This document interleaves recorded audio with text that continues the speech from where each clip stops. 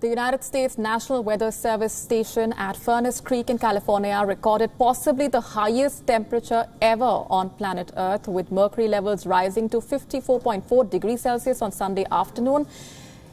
16th of August, a hot Sunday afternoon in Death Valley dominated headlines. Some arguably saying this could be the hottest day recorded on Earth. The U.S. National Weather Service's automated weather station recorded a temperature of 54.4 degrees Celsius. That's 129.9 Fahrenheit.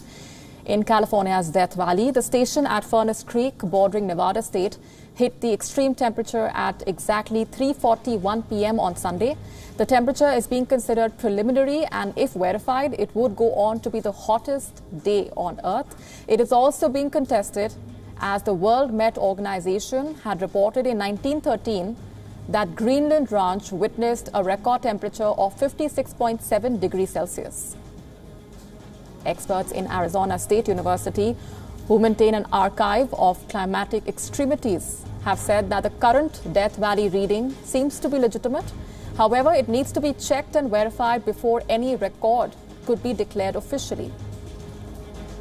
Nevertheless, the observed temperature is likely to be the highest ever recorded in almost a century.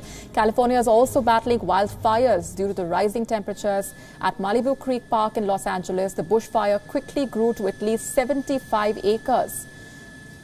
Spreading in dry conditions during a region-wide heat wave, the massive blaze, given the name Lake Fire, has already destroyed 15,000 acres of land in the Angeles National Forest. More than 4,500 buildings are under the wildfire threat, and hundreds have been evacuated after a dozen structures were gutted.